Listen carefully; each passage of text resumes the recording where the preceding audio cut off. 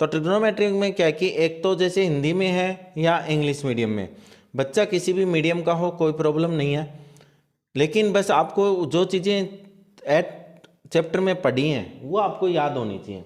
देखो मेरे पास क्या था कि अगर पहले मैं इंग्लिश मीडियम की बात करता हूँ, इंग्लिश मीडियम में मेरे पास क्या था, लाल पंडित बद्री प्रसाद, पंडित बद्री प्रसाद हर हर बोले, ठीक है, पंडित बद्री प्रसाद और हर हर बोले। सबसे जरूरी तो ये था कि आपको ये याद होना चाहिए।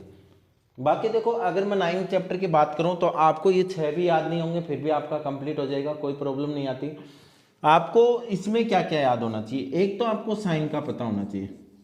साइन थीटा इक्वल टू क्या होता है आपके पास, साइन थीटा होता है P upon H। Sine theta equal to क्या होता है, P अपॉन H। एक आपका tan theta, tan theta equal to क्या होता है, P अपॉन B। P क्या है आपके पास, परपेंडिकुलर है, P क्या है, परपेंडिकुलर है, H क्या है, हाइपोटेनस है, B क्या है यहाँ पे, बेस है। ये दोनों आपको 100% पता होना चाहिए। फिर दूसरी बात करता हूं मैं एंगल की। आपके यहाँ पे दो एंगल होते हैं, एक तो डिप्रेशन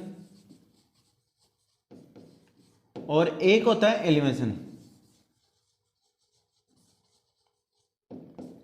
इन दोनों में क्या डिफरेंस है, देखो अगर मैं एक चीज बताऊं आपको, तो आपके पास क्या होना चाहिए, सबसे जरूरी जो चीज है वो कि आपके पास जो एंगल है, एंगल आपने मान लो कि आप कहीं पर आप देख रहे हो, या जैसे मान लो कि मैंने सीधा हाथ कर दिया, मैंने क्या कर दिया, एक सीधा हाथ कर दिया, और जो एंगल ये बन रहा है, जो ये एंगल बन रहा है ना, वो क्या होगा, हमेशा डिप्रेशन एंगल होगा।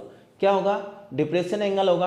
अगर आपके पास आप खड़े होके जैसे चाहते हो अपने मकान में, अगर हम मकान में देखते हैं, अपने कमरे में देखते हैं, कमरे में अगर ऊपर की तरफ देखते हैं, तो जो हमारे साथ आंखों के साथ में जो एंगल बनता है ना, और जहाँ पे हमारी आंखों का कांटेक्ट होता है, वो हमेशा क्या होता है, एलिवेशन एंगल होता है। दूसरी चीज ये है कि आपको एक ही एंगल की ज्यादा जरूरत पड़ती है। आप क्या है, इसमें डिप्रेशन एंगल और एलिवेशन एंगल दोनों ही क्या होते हैं, सेम होते हैं। तो आपको इसमें कोई टेंशन लेने की जरूरत नहीं है 10th क्लास में। बाकी आगे क्वेश्चन की कंडीशन अलग होती है। तो देखो कि आपके पास क्या है, कि मेरे पास ये कोई ट्राइंगल है और मैंने ये ट्राइंगल बना दिया, ठीक है, ये क्या है, ए है, ये क्या है, बी है, और ये क्या है, सी। अगर इस एंगल की मैं बात करूंगा तो ये एंगल कौन सा होगा, एलिवेशन एंगल होगा। कौन सा होगा, एलिवेशन एंगल होगा। अगर इस एंगल की मैं बात करूंगा तो ये कौन सा होगा, डिप्रेशन एंगल होगा, ठीक है। अब यहाँ पे देखो कि सर ये क्यों होते हैं, देखो यहाँ पे क्या है कि आपके पास जो शेप बन रही है ना, उस पर ध्यान दो थोड़ा सा। ये देखो, ये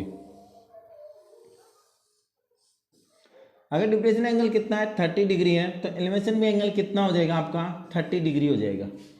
कितना हो जाएगा, 30 degree.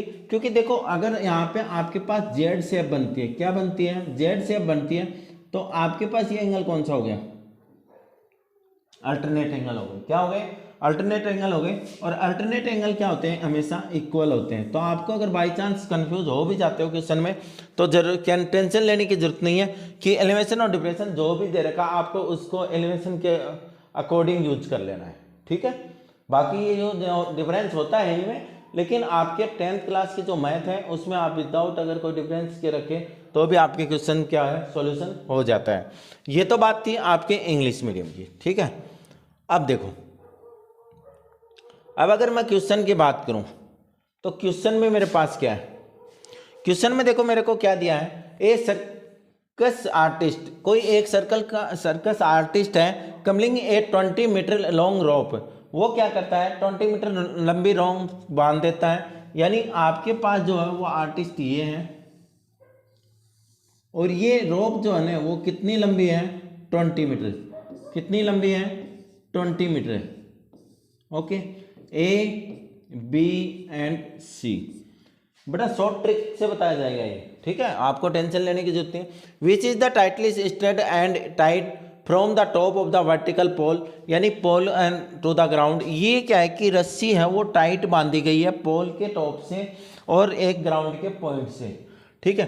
Find the height of the pole, आपको क्या निकालना है, पोल की हाइट निकालनी है। If the angle made by the rope, कि angle made the by the rope with the ground level, ground के साथ में जो पॉइंट है उसने कितने डिग्री एंगल बनाया है, 30 डिग्री।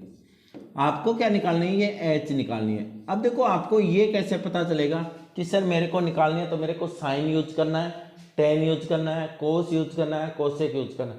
आपका जो क्वेश्चन है वो क्वेश्चन आपको बताएगा कि आपके पास जब से बना लोगे आप कोई भी फिगर, उसके बाद में वो फिगर खुद बताएगा कि आपको क्या यूज करना है। सबसे पहले थोड़ा सा मैं करता हूं, लेट कर लेता हूं, लेट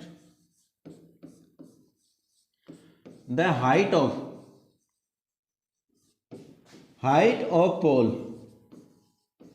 पोल की हाइट कितनी है, h, पोल की हाइट कितनी है, h है। Length of rope,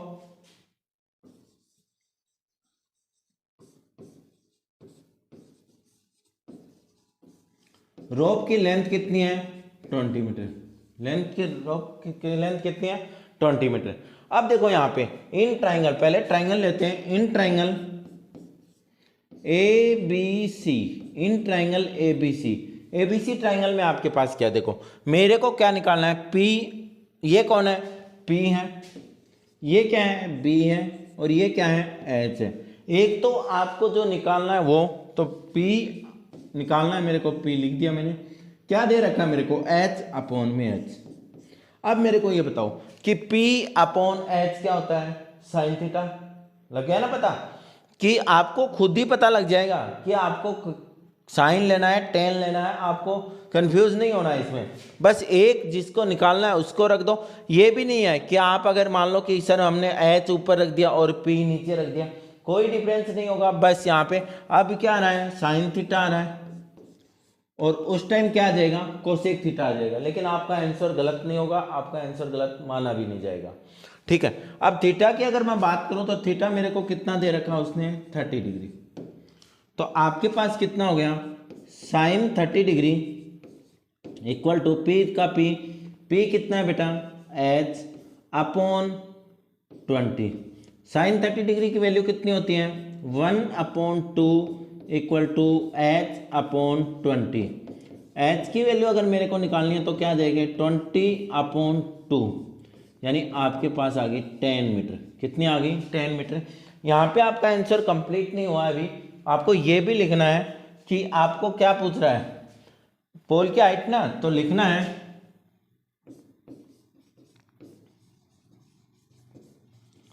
height of pole h equal to 10 metre. अब आपका जाके बोर्ड